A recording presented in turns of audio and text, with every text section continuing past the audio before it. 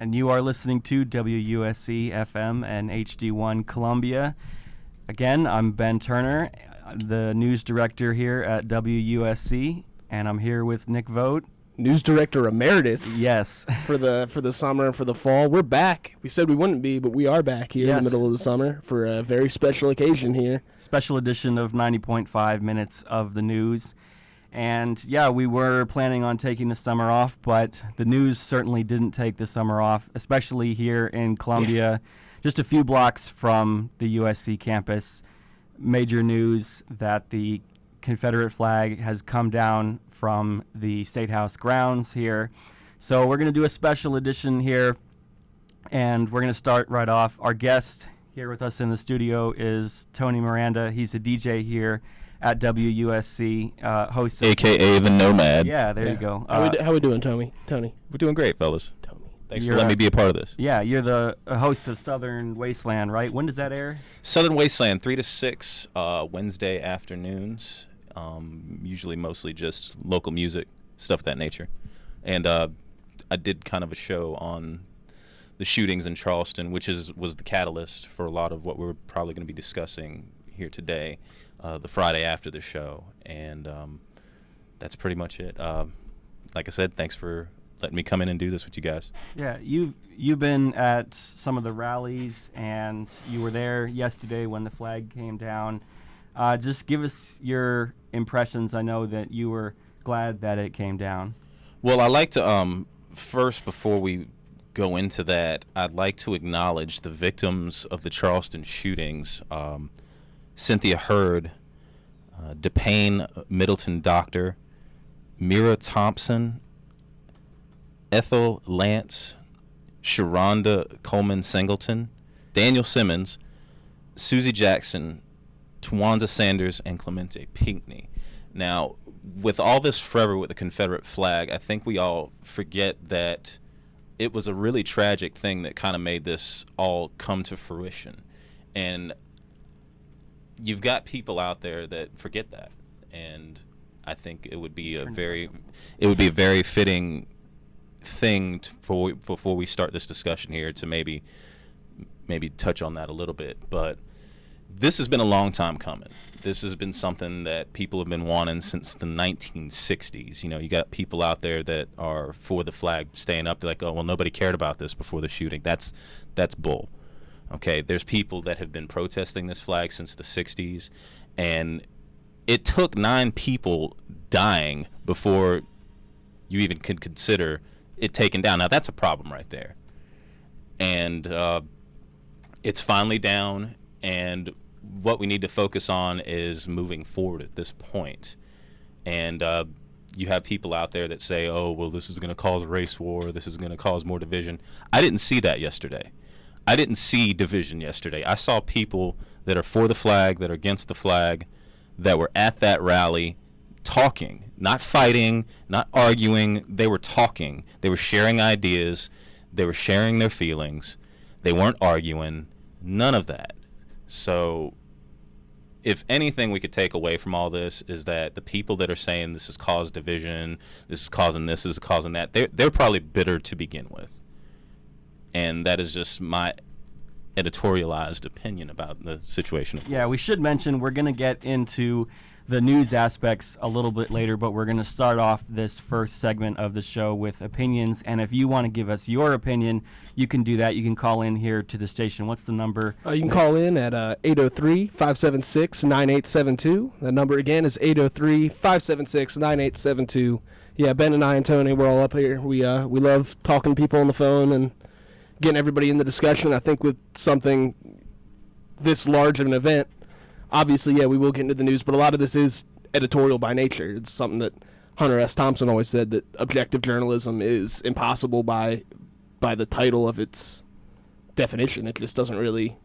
It's hard to be objective on things like this because you're naturally going to have an opinion. So it's kind of how we're just we got to take it from there, and we'll get through the story the best we can on this Saturday morning. Yeah, no, I think what Tony said is right, is that I was out there at the State House yesterday, too, and I saw... a lot of different sides to the argument, people waving the flag. and there was even the noted black activist who H.K. Edgerton, who was there, and he's a former chapter president of the NAACP, who and now a member of the Sons of Confederate Veterans, and he's African American. He was wearing the Confederate uniform and waving the flag, but you know, there were people hugging him, people talking to him, you know, and just all over the place there were people having those discussions, and we'll feature a little bit of that later on, some sound from the event. But yeah, important to realize that for the vast majority of people, and for the most part, this has been a civil discussion about the various issues that surround the flag.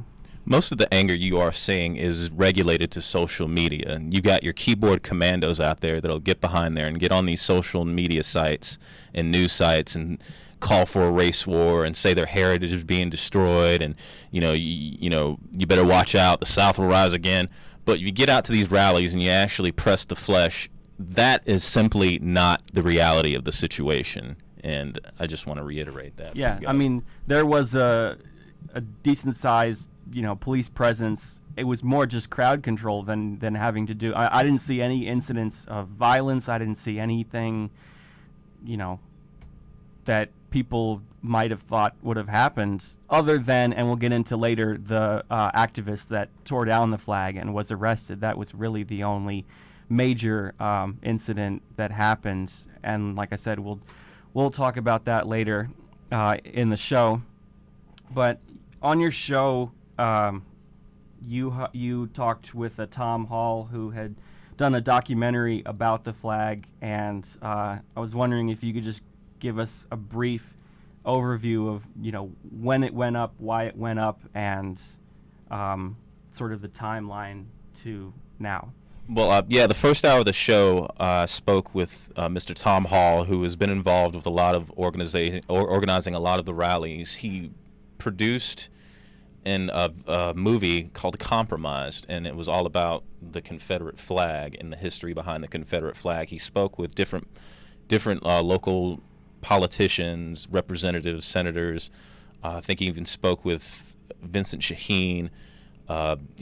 I can't really go into. I personally haven't seen the film yet, but he went into kind of details of this was something he was doing prior to the incident in Charleston, and he put this all together, and it was just happenstance that all this happened. And he came in and he kind of went over a little bit of the history behind how the flag initially came up there.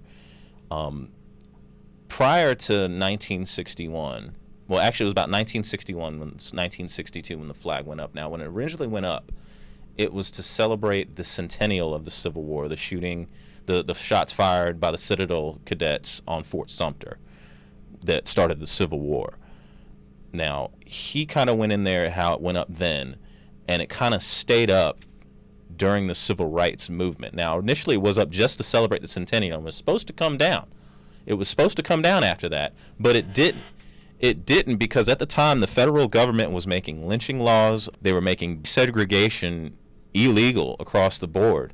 So they threw the flag up there as a protest to that. Now, a lot of people will be like, no, that's not true. That is absolutely true. That is absolutely true. Anybody that'll tell you that, even General Robert E. Lee said that when he surrendered at Appomattox, he said that we should commit. Now, I'm paraphrasing here, but basically the idea is true.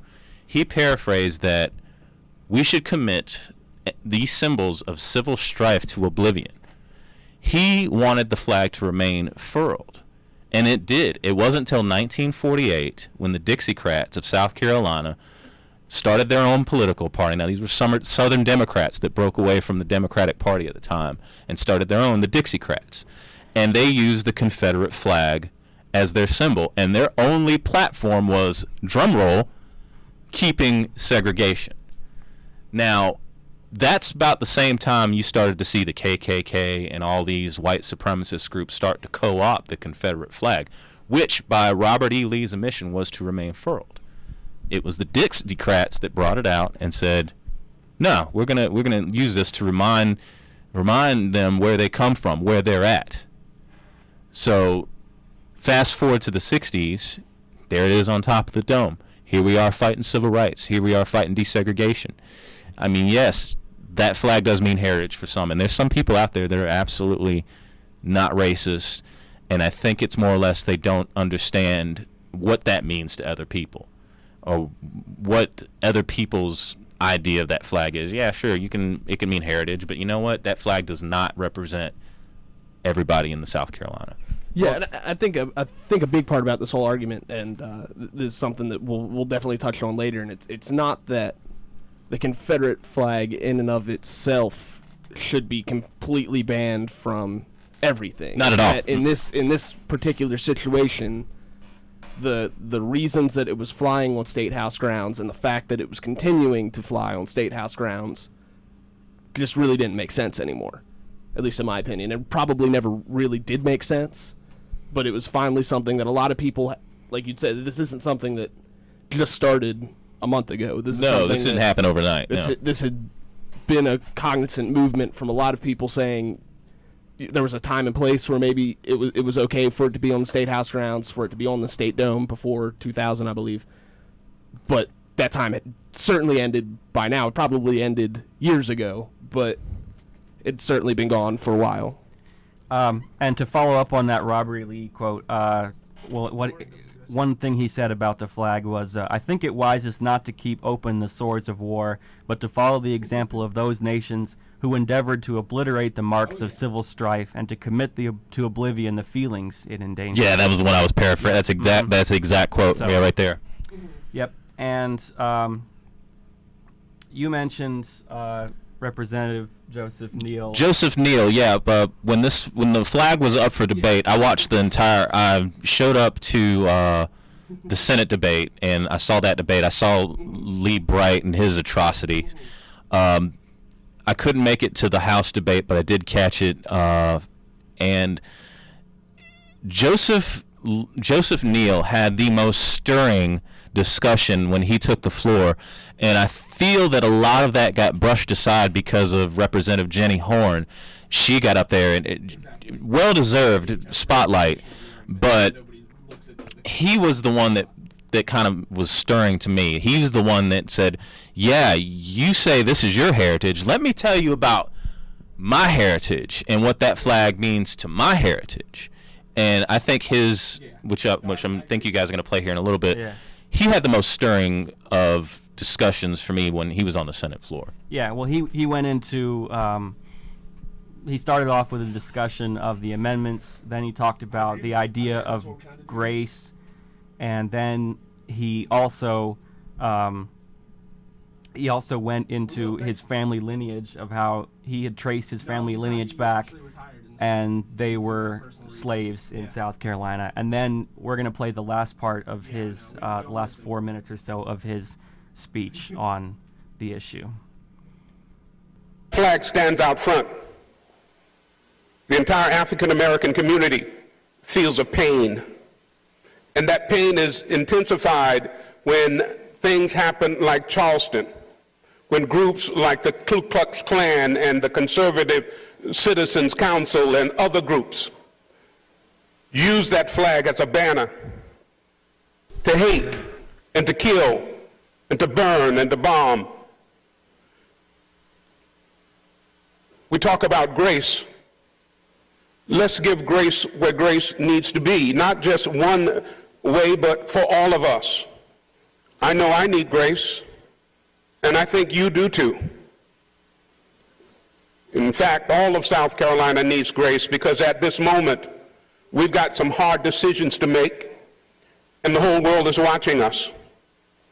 The whole world is asking, is South Carolina really going to change, or will it hold to an ugly tradition of prejudice and discrimination and hide behind heritage as an excuse for it? You need to understand that if South Carolina really wants to extend grace to those who are hurting in this state over what happened in Charleston, now is the time to do it. This is the hour. This is where each and one of us ought to be searching our souls about what we need to do. On this amendment does one thing in my view. It delays the removal of the Confederate flag. That's what it simply does. And if it is a strategy to do that, then shame on us. I spoke with several members here who I know who are proud of their heritage, and I've said to them, I'm in support of you in honoring your heritage. I think all of our heritages should be recognized. I may not be able to celebrate your heritage with you, but I can recognize your right to celebrate it for yourself. And you ought to be able to do the same with me. All of us are part of a tapestry. Our histories, our lives are all part of a seamless tapestry. And that tapestry involves some things that are very good and some things that are very bad, but we need to recognize that fact, that we're all part of the same tapestry. And finally, I want to mention this as I finish. This body has the potential to set a course for South Carolina into the future. We have the ability to set a new image for South Carolina in the world. And my hope tonight is that we will do so by mutually respecting one another, by mutually respecting one another's heritage and one another's history. Now, I want to end by simply saying this. Someone got up here and said, well, you want to move every Confederate monument. I'm telling you that's not even on the table. Nobody's talking about it. I don't know where that's coming from. What I am in support of is telling the whole truth. And if truth be known, I think it would help South Carolina to tell the truth about our history. And that's what we need to do, not hide it, not erase it, not water it down, but tell the truth about what this state has gone through, about what its people have gone through, about what significant figures in this state have done, and let the truth educate us so that we don't make the same mistakes that we made in the past, today and tomorrow.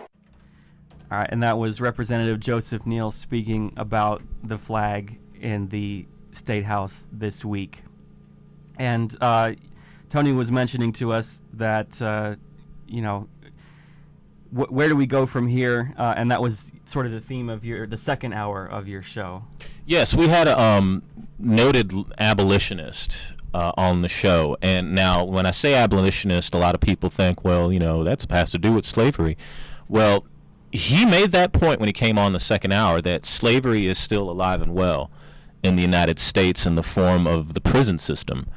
And as a matter of fact, when the 13th Amendment was passed, there's a little provision in there that says slavery is illegal unless it is to fulfill, jail time, or, the courts give it to you. Like someone being in prison can be paid slave wages, and which is true. And he went into further detail about the specifics of that, how the prison system it's for profit. You have these private prison complexes that you can buy in on the stock exchange. Essentially, private individuals can own people via the private prison system. And we spend more money building prisons than we build schools. In the state of California, within the last 10, 20 years, there have been several dozen prisons made, only one university. And he wanted to emphasize that flag is just a symbol. It could come down right now, at the time. He said it could come down tomorrow, but it's still not going to change the fact that there's still hate in people's hearts and there's still problems in this world. It's just a symbol. And his name was, like I said, his name was Max Parthist. He's an abolitionist. He works with a lot of people. He just came back the day before from Rhode Island doing some doing some things up there with other abolitionist groups, and he comes back. He stayed within a few miles from where the shooter, I'm not even going to say his name, he stayed within a few miles of this guy. And then he comes back and he says, welcome home. Nine of your brothers and sisters just got murdered. And so, but the thing is that everybody jumped on the bandwagon of the flag. Yeah, the flag, it's there, and you're not, like I said, you're not going to remove the hate that's in people's heart, but the fact remains is that when something traumatic happens, there's a healing process that comes with that. And a lot of people thought that this would be intricate to that healing process. But there's still work to be done. There's still people out there that are being sent to prison, making slave wages on bogus charges, nonviolent crimes, that are turning profits for large corporations. You got a lot of there's several fast food restaurants downtown. I'm not going to say any names because I don't want to get us in trouble here, but there's several fast food restaurants downtown that during the working hours from 9 to 5, they have prison labor in there, taking your order, giving you your food, serving you meals, and you don't know about it. And that's a problem. Why not put that money into education? Why not put that money into getting people out there to vote, keeping them more informed? You wouldn't need these prisons. And that's jobs that they're taking away from other hardworking Americans. Yeah. And in the clip we played before the start of the show where we were interviewing the president of the university, Harris Pastides, he made that point that, there's still a lot of progress to be made on lots of different issues regarding race, whether it's the justice system or, white supremacist groups or, you go down the list of issues that, yes, taking down the flag is, going to be seen as progress, but there's still a lot to get done. Yeah. At the end of the day, it's just a flag. Yeah, it's just a piece of cloth. It's really we could talk about it like it means a lot of things, but at the end of the day, all that happened yesterday morning was that a flag that was flying on a flagpole a few hundred feet from the South Carolina Statehouse isn't flying there anymore. That's the only difference. That's pretty much it. And you've got people out there saying it's just a flag, and they're absolutely right. It is just a flag. But what they don't understand is the symbolism behind it. Oh, yeah. We live in a country that prides itself on its symbolism. Yeah. You see somebody burning the flag, you're going to see that as a mark of disrespect.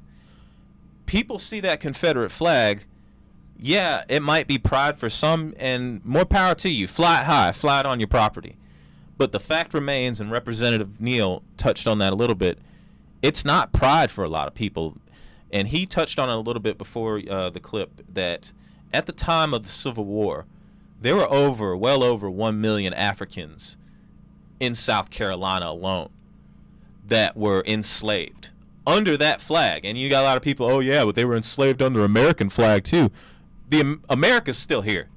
America's still redefining its legacy. Yes, American flag flew on the slave ships that brought them here, but the American flag also passed the Civil Rights Act.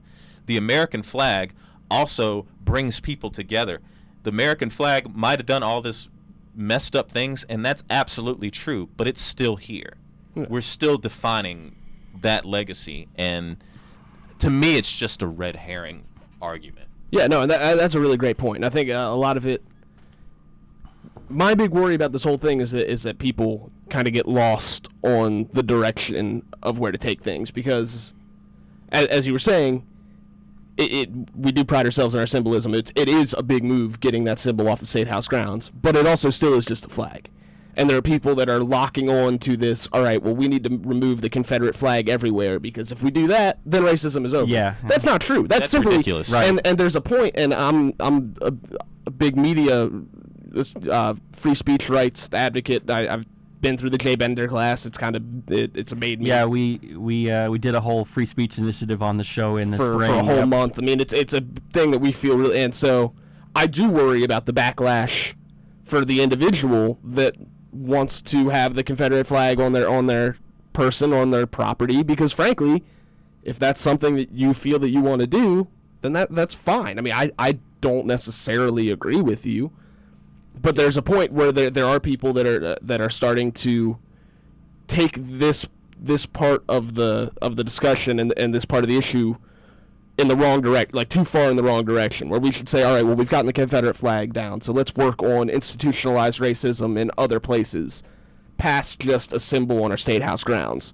But people are getting locked into well, we got the symbol down on the state house grounds, let's just obliterate the symbol because that's a victory. That was the debate in the United States House of Representatives this week, was over amendments to remove the flag from various Confederate cemeteries that are owned by the federal government. Mm-hmm. So, and that was a very contentious issue there. That's a sticky issue. That's all kinds of sticky. But so, they also it's also a bandwagon thing too. I mean, personally, I've been for removing this flag since it went up in the front lawn. But Walmart, eBay, Amazon, that was dumb. And they messing with the Duke boys, man. Come on. I grew up on the Dukes of Hazzard.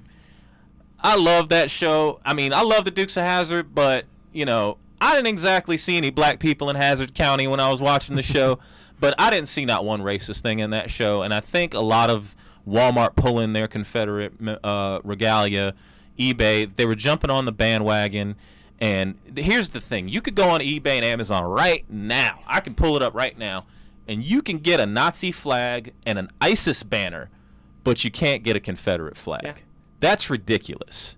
I mean, but that is a decision of a private corporation. So very true. I mean, that's their. I agree truth. with you. I think that was I said that from the beginning too. That I think that was a bad decision. Walmart I understood a little bit more, but especially sites like eBay where it's private sellers selling to private buyers, and you're right.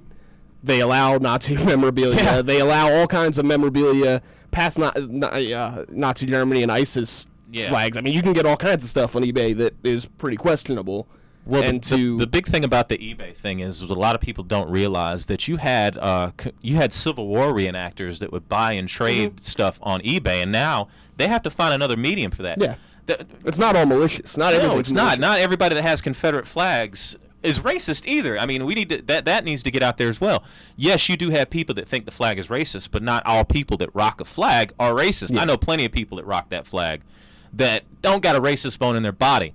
They might be uninformed about exactly what's happening, but they're not racist. I mean, I don't think that gets talked about enough either. Yep, we're getting some calls here to the station, so keep calling in. We love to hear your opinions, and we'll try to get them into the discussion here. But I think it's time for a break here, and keeping with the theme of moving forward, we're going to play the song "We Shall Overcome" by Pete Seeger. It was sung at some of the rallies, I think, that were in front of the State House trying to get the flag down, theme of the civil rights movement, and it was actually first written and sung in Charleston. So we'll play that, and then we'll come back after a break. You're listening to WUSC FM and HD1 Columbia, and we'll be right back. We shall overcome. We shall overcome. We shall overcome someday. Oh, deep in my heart, I know that I do believe.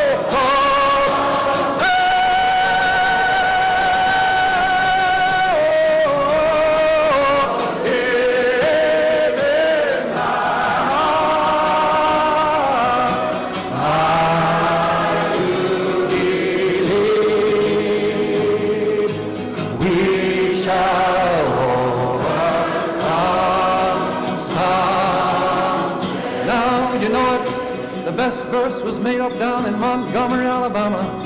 Says we are not afraid.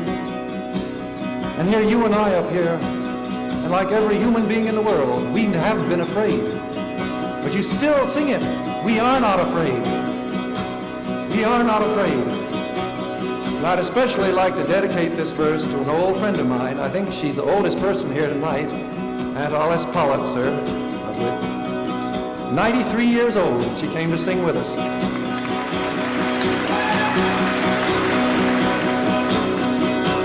We are not afraid. We are not afraid. We are not afraid. Today,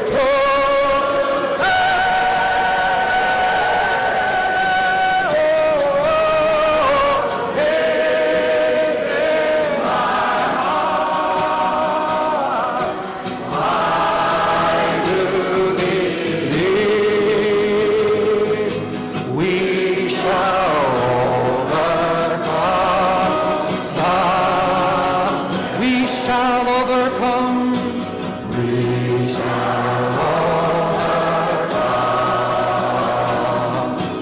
We shall overcome. We shall overcome someday. Oh,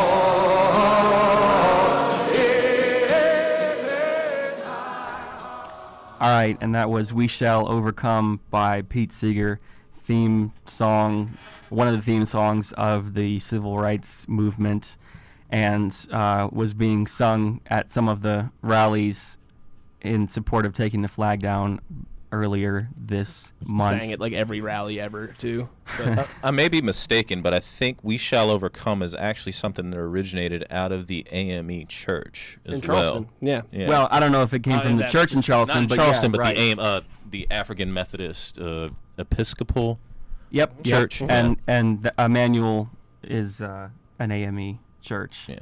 Yeah. So, and There's one a of little the history. and one of the real big churches in the civil rights movement too has a lot of history, going back even before the 60s, all the way into the 1800s of being involved in abolitionist movement and other things. A lot of slave revolts started out of that church. Yeah. Yeah. So, there's been some speculation that that's why it was chosen as the site for the attack, is that it symbolized, or it had all that history.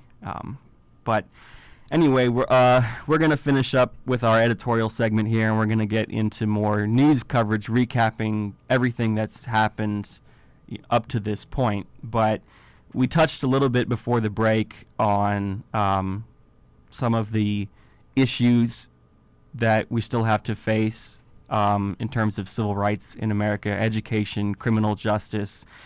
Voting rights has become a political issue again, and high unemployment for African Americans. There's a lot of problems with the judiciary. I'm pretty sure I read something about the number of African American judges is like astronomically low. as Police compared to- brutality obviously has been covered a lot in the media. Yeah. So there's a whole list of issues.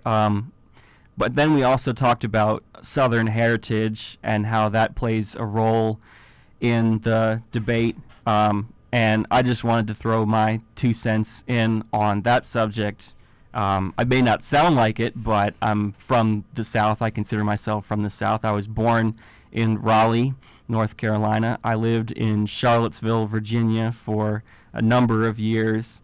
Then I moved to Columbia, Missouri, which is right between St. Louis and Kansas City, which is actually pretty much right on the Mason-Dixon line. And southern Missouri is very, very southern. When I went down there a couple summers ago, I saw a lot of Confederate flags in yards. Actually saw an African-American woman wearing a Confederate flag bikini. So it's people think of Missouri as not really being Southern, but the southern half of Missouri definitely identifies with the South. The northern half, not so much. More Midwestern, Iowa, Nebraska type deal there. But my great-great-great-grandfather fought in the Confederate Army for South Carolina and died in battle. I'm a fifth-generation South Carolinian. Originally, my family comes from Orangeburg. They still live there now. My grandparents, my dad grew up there. My family, before that, they were from Union. They lived in Spartanburg and Columbia as well. And so, this has been an issue my whole life of Southern heritage. I remember growing as a little kid in Virginia, reading about how they were going to put up a statue of Lincoln in Richmond, and people protested, thinking that, that's not appropriate given that Richmond was the capital of the Confederacy. So, or just asking those type of questions. I went to elementary school at Venable Elementary School, named for Charles Venable, who was Robert E. Lee's aide-de-camp. We celebrated we got Robert E. Lee Day off from school every year. I'm a Civil War buff. I grew up watching movies about the Civil War, and so, and I'm very proud to be a Southerner. I love the Southern literature, music, food. Weather down here is much better than in the North. Scenery is great, mountains, beaches, and the people are great. So there's a lot to be proud of. Yes, for sure. So, if you are flying the Confederate flag because you're proud to be a Southerner and you see that as a Southern symbol, that's, like you said earlier, Tony, a different thing than flying it because you agree with white supremacy or have some sort of warped view of what the Civil War was actually about, or any of the other characterizations that have come up in this debate. And we were talking about the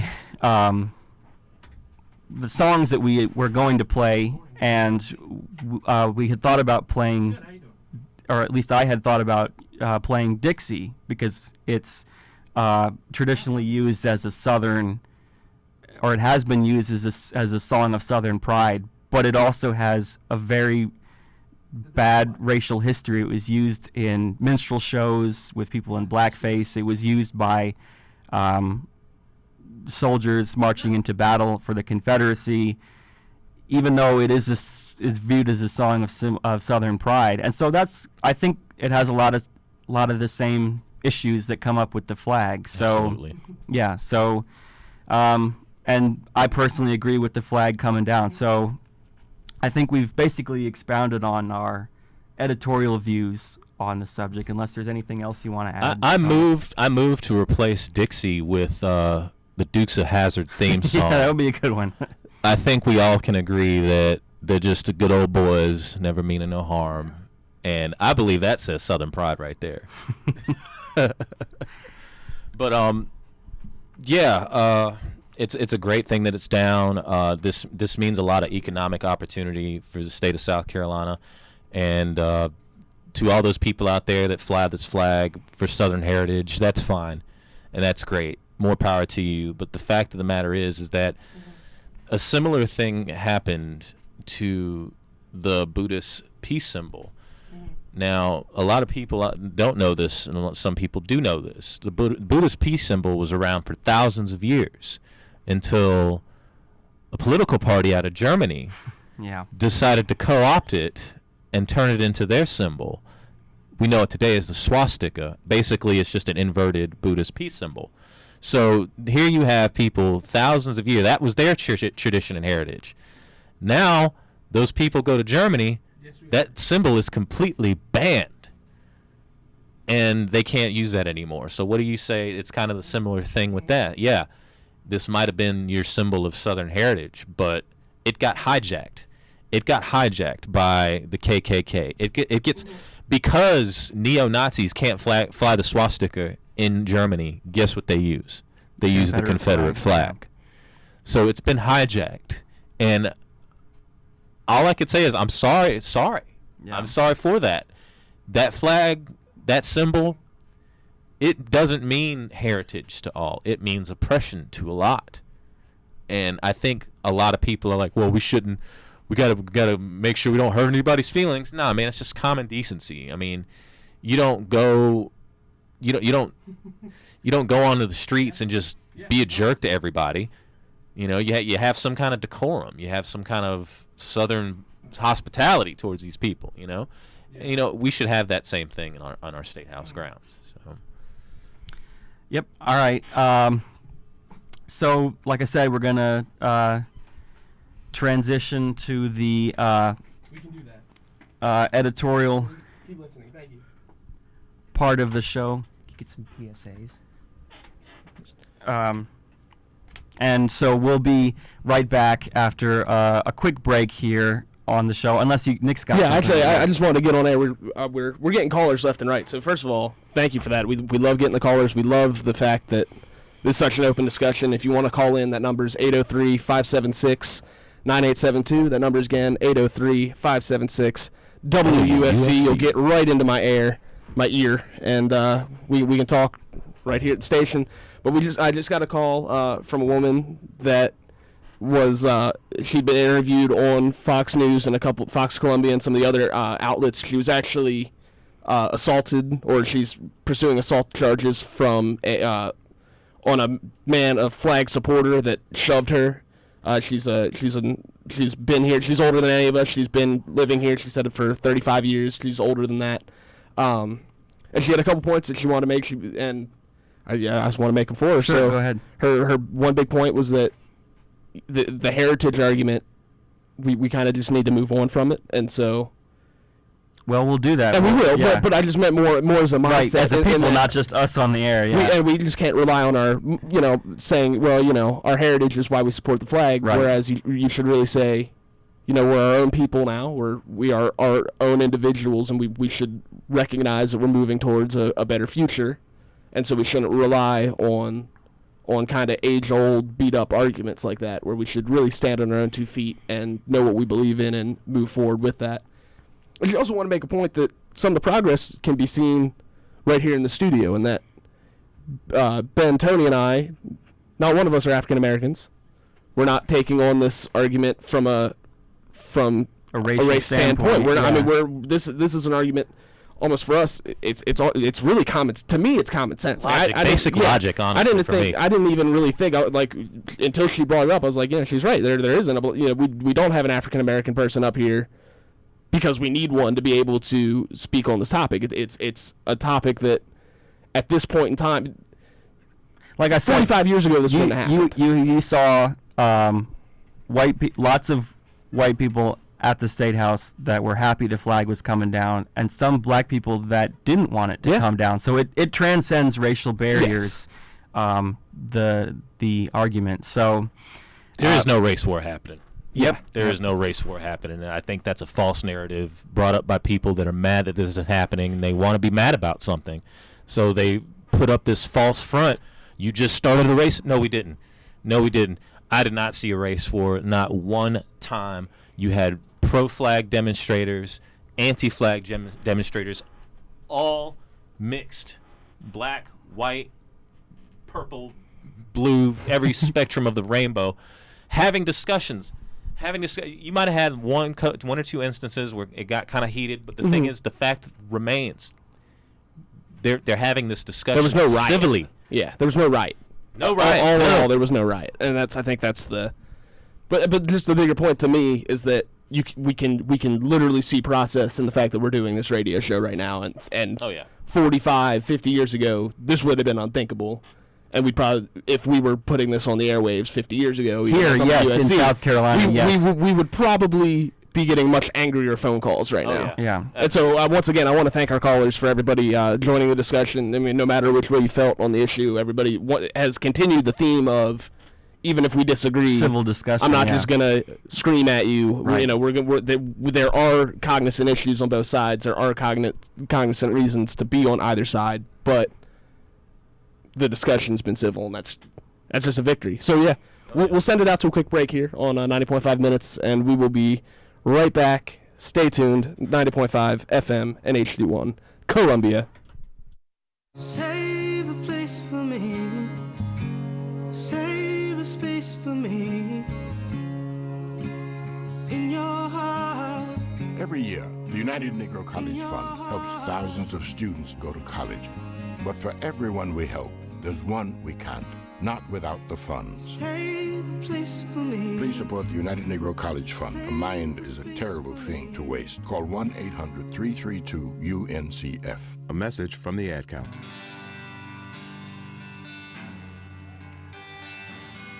Did you know kids who drink before age 15 are 5 times more likely to have alcohol problems when they're adults? Alcohol affects their judgment and their future. So start talking to your kids about underage drinking while they still listen. Start talking before they start drinking. For more information on teens and alcohol, and to learn what you can do, visit the web at stopalcoholabuse.gov. That's stopalcoholabuse.gov. This message brought to you by the U.S. Department of Health and Human Services, the Ad Council, and your favorite Columbia rock station, WUSC FM Columbia. Hi, I'm Randy Jackson. When I was diagnosed with type 2 diabetes, I also learned about its serious connection with cardiovascular disease. I knew I needed to make some major lifestyle changes that would help me manage my type 2 diabetes. These tips helped me stay in the know. Keep active, normalize critical health numbers, opt for a healthy lifestyle, and work with a healthcare provider. I'm Dr. Dan Jones. Please visit your own healthcare provider, and for more information, visit iknowdiabetes.org. This is Salif Diarra, a local health worker in a remote village in Mali, West Africa. This is Mori, a child who survived malaria because of Salif's efforts.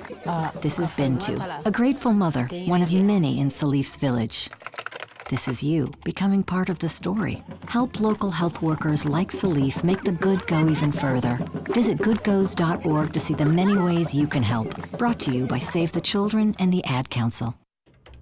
And we are back here on 90.5 Minutes of the News. I'm News Director Emeritus Nick Vogt. And I'm News Director Ben Turner. And we're going to transition from the editorial and opinion and discussion side of the show to more the straight news side. We're going to we have a partnership with the Associated Press here at the station, so we have access to their coverage of events. So we're going to take you through first, and like Tony said, sometimes in this debate and even yesterday, the reason why this is happening gets lost, but we're going to return to the tragic events in Charleston and the response of the community and everything related to that here. Now, starting with the beginning of the story, the police chief in Charleston, Gregory Mullen, announcing the shooting. We have 9 victims in this heinous crime that has been committed. And right after that, as soon as the news broke, there was an impromptu prayer vigil outside Emmanuel AME. We pray for the family, Father God. They got a long road ahead of them, a long road, but we know, Father God, that you'll be with them. You say you'll never leave them or forsake them, Father God. We leave it on you, Father God. All we have is you, Lord. We have nobody else to believe in but you, Lord God. The news cycle shifted to the manhunt for the suspect. We have investigators that are out tracking leads that are coming in, and we will continue to do that until we find this individual who has carried out this crime tonight and bring him to justice. That was the police chief, Gregory Mullen, again. Then, once the news broke that the suspect had been captured, there was a press conference with the mayor of Charleston, Joseph Riley, and the governor, Nikki Haley. Here's Mayor Riley. We only reason someone could walk into church and shoot people praying is out of hate. And Governor Haley's voice broke with emotion as she talked about the impact on the state. The heart and soul of South Carolina was broken. And so we have some grieving too. And we've got some pain we have to go through. And there was a prayer vigil, and this is from that Reverend Charles Watkins. God is still in charge. The Lord has promised never to leave us nor forsake us. He promised, yea, though we walk through the valley of the shadow of death, I'm with you. So once again, we're just taking a quick break from our editorial stance on this and giving you a walkthrough of the events from top to bottom, starting with the tragic shooting in Charleston. But if you still want to get in on the discussion that we're having here, you can call in at 803-576-WUSC. That number again is 803-576-9872. All right, and now we'll get back to that rundown. Debbie Dills was the florist who spotted the suspect's car and heroically followed him, and she talked about how scared she was once she did that. I got right behind him, and I'm gonna go ahead and tell you I was scared. And I called Tom. I said, I'm gonna tell you what. I know I was probably talking out of my head, but I said, if he gets out of this car and he starts shooting, something happens to me, you tell my family I'm gone. And then there was another vigil on Saturday, and from that, here is Mayor Riley. If that young man thought he was going to divide this community or divide this country with its racial hatred, we are here today and all across America resoundingly say he miserably failed.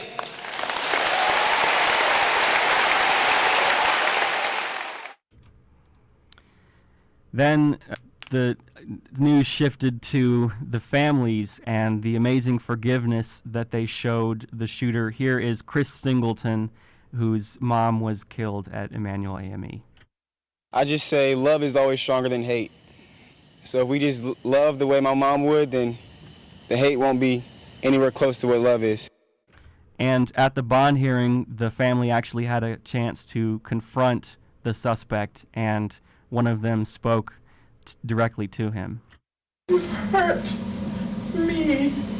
You hurt a lot of people. But God forgive you. And I forgive you. Alana Simmons, who is granddaughter of Daniel Simmons, was interviewed that Sunday on Meet the Press. My grandfather and the other victims died at the hands of the hatred from this man. The love of the community and the love of Christ and just the love of all of the families and for the victims was so overwhelming that it outweighed the hate that he had for them. And there was a march in Charleston from opposite ends of the Ravenel Bridge where marchers met together in the middle, and there was singing during that march.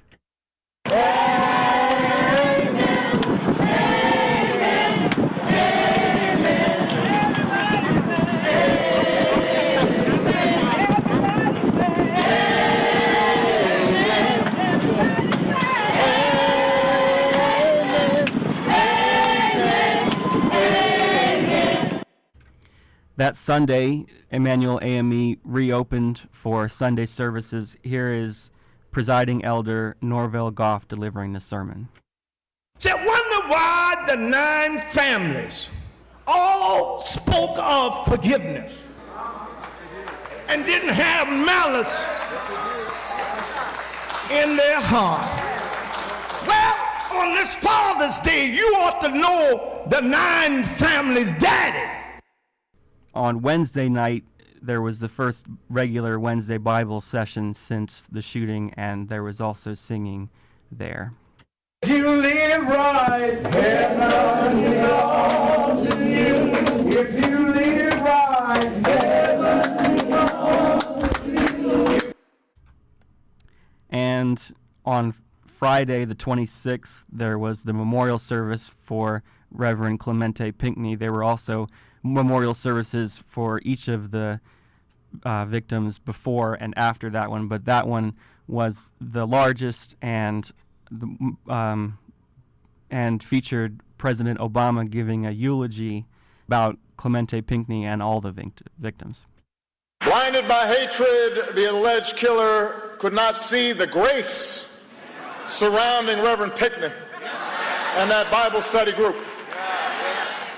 The light of love that shone as they opened the church doors and invited a stranger to join in their prayer circle. And now we're going to take a break from that, our little run through here, and play what has now been well covered in the media, President Obama's singing of Amazing Grace at the ceremony. Amazing grace, how sweet the sound that saved a wretch like me. I once was all, but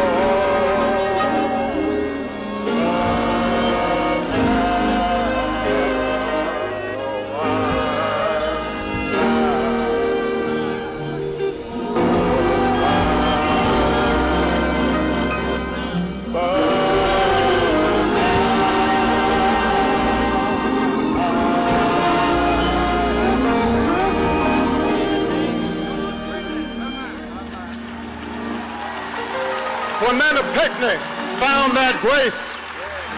Cynthia Hurd found that grace. Susie Jackson found that grace. Ethel Lance found that grace.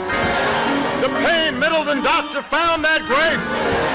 Tywanza Sanders found that grace. Daniel L. Simmons Sr. found that grace. Sharonda Coleman Singleton found that grace. Myra Thompson found that grace. Through the example of their lives, they've now passed it on to us.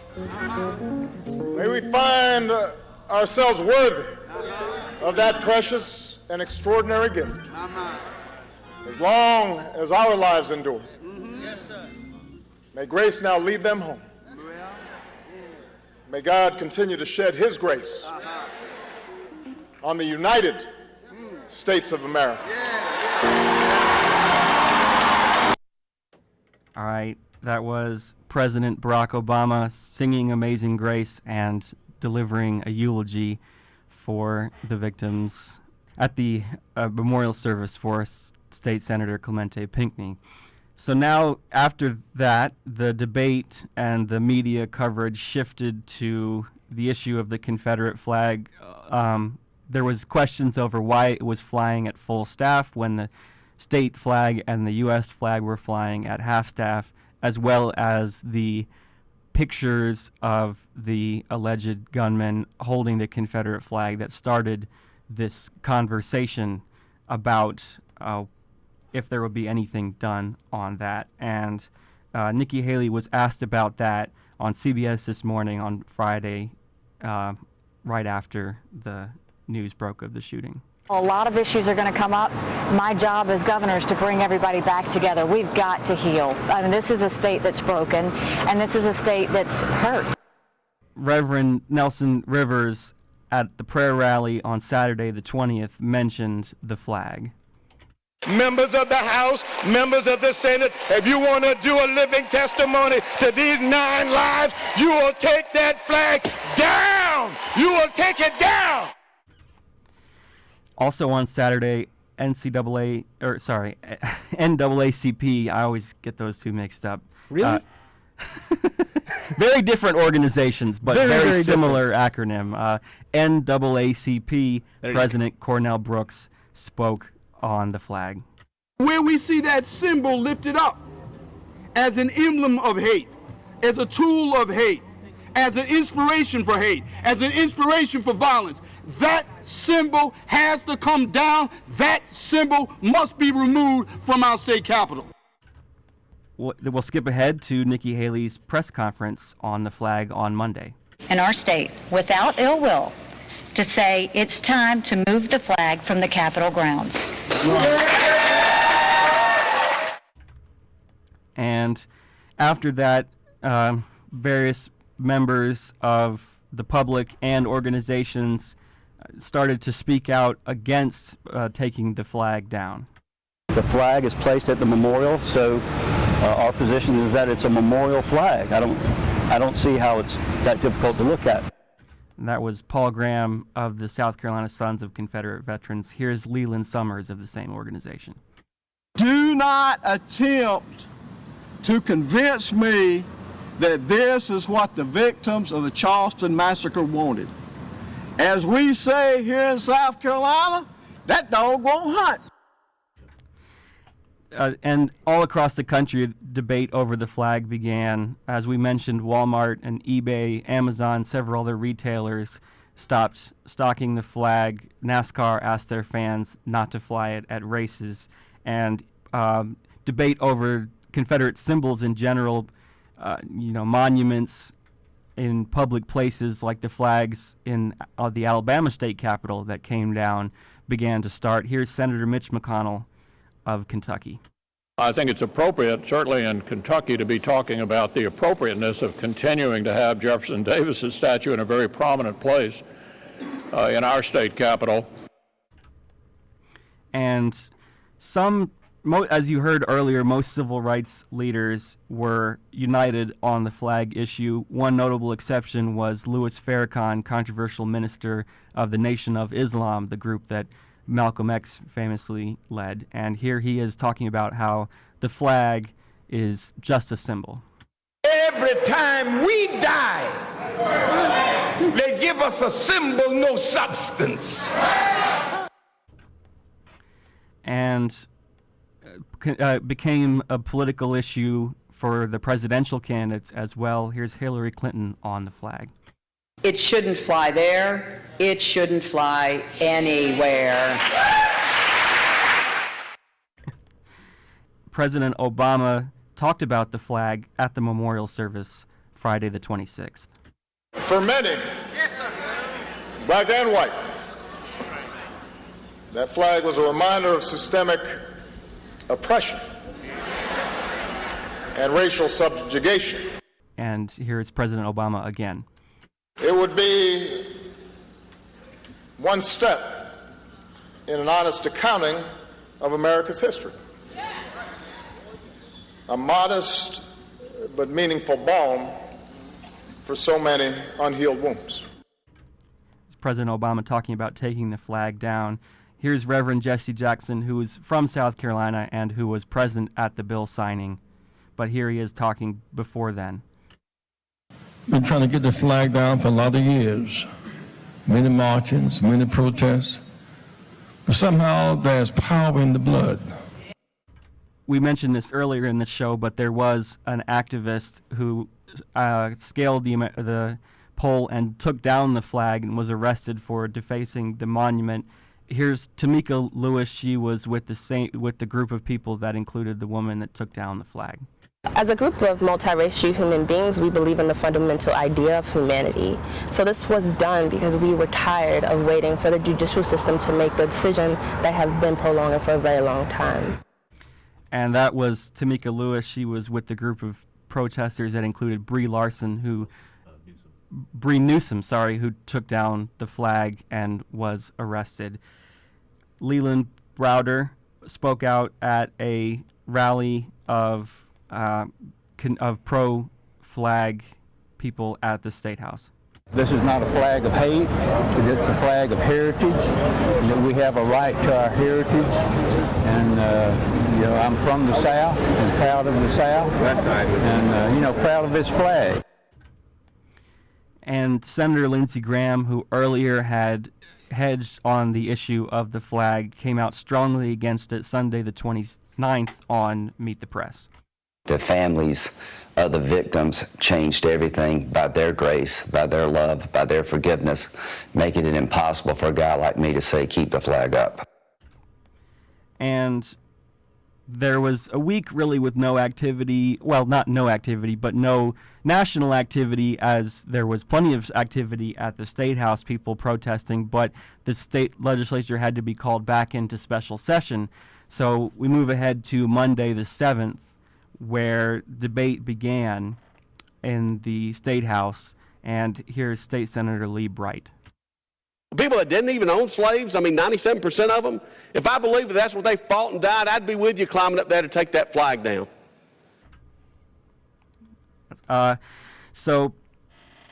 Then, as we mentioned earlier in the show, it got a lot of coverage. Representative Jenny Horn took the floor Wednesday night, late Wednesday night, to give a speech as the House was voting on the flag bill. Yeah, Representative Horn delivered a beautiful speech, and so we're gonna play a decently sizable portion of that speech, and then after that, that was a big movement in getting the flag actually taken down. So we'll continue into a sequence of AP audio. Actually, we're gonna go to the coverage that we had. Oh, from our actually, yeah. Of the events of Thursday and Friday. But here is State Representative Jenny Horn. This flag offends my friend Mia McLeod, my friend John King, my friend Reverend Neal.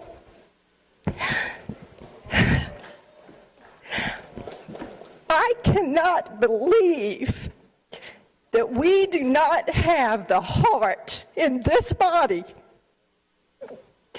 to do something meaningful, such as take a symbol of hate off these grounds on Friday. And if any of you vote to amend, you are ensuring that this flag will fly beyond Friday. And for the widow of Senator Pinckney and his 2 young daughters, that would be adding insult to injury. And I will not be a part of it. And for all of these reasons, I will not vote to amend this bill today. We may visit this another session, another year. But if we amend this bill, we are telling the people of Charleston, we don't care about you. We do not care that someone used this symbol of hate to slay 8 innocent people who are worshiping their God. I'm sorry. I have heard enough about heritage. I have a heritage. I am a lifelong South Carolinian. I am a descendant of Jefferson Davis. Okay? But that does not matter. It's not about Jenny Horn. It's about the people of South Carolina who have demanded that this symbol of hate come off of the State House grounds. And I will tell you, I do know, and I have it on good authority, that the world is watching this debate. And there is an economic development prospect in Dorchester County that is in jeopardy because we refuse to act. We need to follow the example of the Senate, remove this flag, and do it today. Because this issue is not getting any better with age. Thank you. And that was State Representative Jenny Horn speaking on the House floor a few hours before the bill was passed to take down the flag. That happened at 1 o'clock or just after 1 o'clock Thursday morning. So on Thursday afternoon, Governor Nikki Haley held a signing ceremony for the bill in the State House. The Confederate flag is coming off the grounds of the South Carolina State House.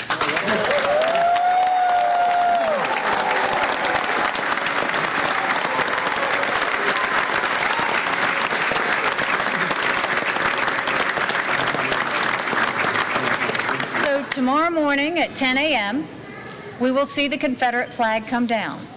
We are a state that believes in tradition. We're a state that believes in history. We're a state that believes in respect. So we will bring it down with dignity, and we will make sure that it is put in its rightful place. Shortly after the bill was signed, there was celebration outside the State House, and people were driving by, and lots of car honking happened. Yeah, I just want to leave a quick note for our listeners. We're coming down on our last few minutes here on this discussion, so for the rest of the program, we're just going to be playing all exclusive WUSC news team coverage of the event from yesterday, thanks to Ben Turner. He was on the scene. Everything that we're bringing you now is exclusive coverage, and if you'd still like to get in on the discussion, that number is 803-576-WUSC. One more time, 803-576-9872. We're loving having this discussion with you guys. And stay with us as we bring you through the happenings of yesterday morning.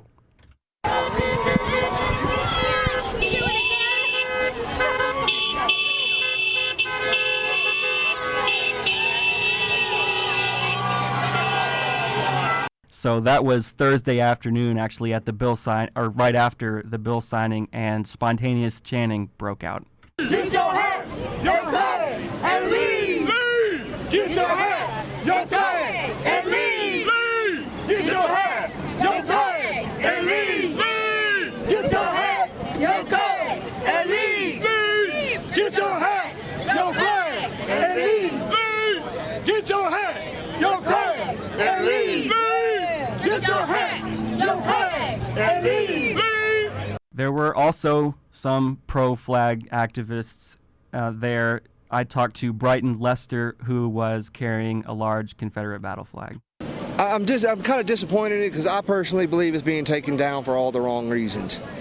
You know, because I'm here to anybody. It don't matter what race, creed, whatever. Anybody wants to come talk to me, come talk to me. I will give them the education that I have on the flag. You know, which my education has nothing to do with anything racial. You know, it is a heritage thing. It was carried by people that were proud to fight against what they were fighting against. And I spoke with Tom Turnipseed, former state senator from Columbia, who serves on the NAACP's state coordinating committee. And what do you think this means for the state of South Carolina? Well, it's a symbolic thing, but hopefully it'll, reach enough people in their hearts and minds to make a difference about racism in South Carolina. South Carolina's history is kind of bad about racism. I think probably more slaves came through the port of Charleston than any other place. Also, Fort Sumter started the Civil War, fired on Fort Sumter, and secession convention, first state to secede, and so it's hopefully it takes a tragedy like this. There's a silver lining in it. Hopefully, all those good people didn't die in vain. Where do you think South Carolina goes from here on race relations? I hope better all the time. I'm on the statewide coordinate committee of the NAACP, and we're going to be able to stop the boycott now. We've agreed to do that, and we're going to take it to the national NAACP convention. It's a step forward. I also spoke with USC President Harris Pastides right after the bill signing. And Governor Haley said it was a great day for South Carolina. Is it a great day for USC as well? It is, for a lot of reasons. I think we can now talk to our students wherever they come from, whatever their background, and not have to apologize for that banner. We'll be able to apply for postseason athletic competition. We'll be able to most importantly, not to have to say we're the only state of the 50 that makes people feel disenfranchised. So it's a great day for USC as well. All right. Anything else you want to say? No, but let's keep the movement going. This can be seen as the end of, or the ultimate destination of the goal, but I don't view it that way. I think we need deep conversations, a lot of healing, and if we do that properly, we'll be a better state for it. And we move ahead now to Friday. Just before the flag came down, I was outside of the State House, and I spoke with a USC student who didn't want to give his name but gave me some quotes about the flag. It's not a proud part of our history, and it's just not something that needs to be here. It's bad for business, bad for the state. It's just an awful thing. It's just a bad part of our society, and I think it's a good thing it's being taken down. And I also spoke with Jacob Henry, who just is a recent graduate of USC Law School, and I wish I could play more of his interview. I wouldn't necessarily call him pro-flag, but he made a lot of good points about just the nature of the debate and everything, but he did talk about how he sees the flag. So I have mixed emotions, like it's, I see pride when I see it. I know people see hate, so. And as we mentioned, there were some arguments. People were mixing it up about the flag, especially because there were a number of flag supporters right up in front because they had been staking out positions. So there was a good, most of the people further back, they had blocked off Gervais, so there was a large crowd, but most of the people back there were happy and cheering that the flag was down. But there were a group of pro-flag supporters, and this gentleman that you'll hear was talking to one of them. Right, exactly. That's what I'm saying. So this being over there, because this is the seat of everybody, not just of you, not just of blacks, but of everybody, right? So that means it has to represent everybody. This flag does not represent everybody. That's it. That's what I'm saying. Now we take it to like my emotions. I might get angry because the hate group use it as their thing. But everybody who fought for that wasn't like hateful. But however, if you're gonna be for the people, if you're gonna be about team, then fly your team colors. You know what I'm saying? I do. I'm a Pittsburgh Steelers fan. Right. That's also in my car. Right, but that's what I'm saying. But if you played for the team, if you were getting paid from the Steelers, right? If your goal was to make the Royals a Steelers next year, you can't fly a flag for the Cowboys. That's it. Hold on. Get race, get slavery. It's about teamwork. That's all it is. Is a Raiders fan. Good job. So in my house, there's a Steelers flag and there's a Raiders helmet, and I don't disown him. I don't take it down. I don't burn it. Listen, I don't walk around. No. See, listen, because I live in America, this is still part of my history. Either way, I might not like it. It might taste bad or whatever. So that was a discussion between people who had opposing viewpoints on the flag. And as the moment got closer to 10 o'clock, spontaneous chanting broke out. Take it down! Take it down! Take it down! Take it down!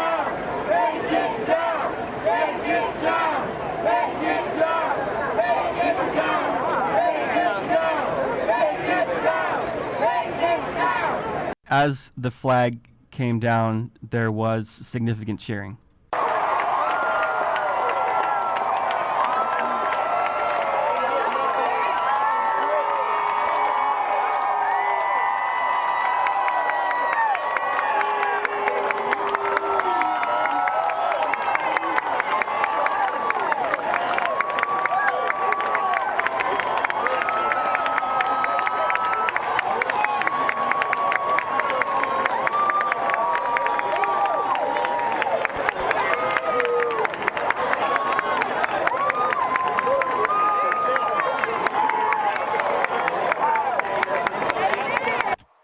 There was a chant of USA, USA that broke out soon after.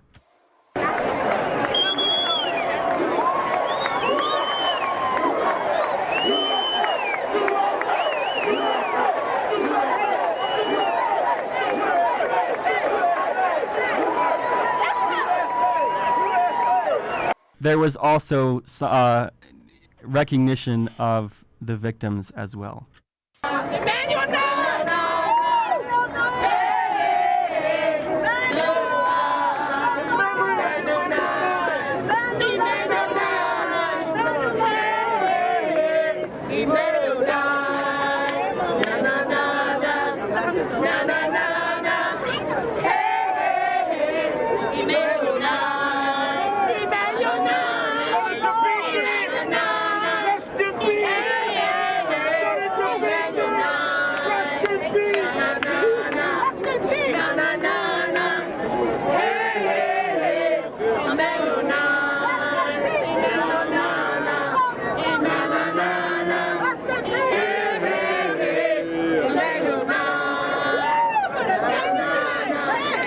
All right, so that for the last part of the show here was recapping of all the events, starting with Charleston, going through the debate and discussion over the flag all the way to it actually coming down yesterday morning at the State House. Yeah. So we're going to wrap up our show here.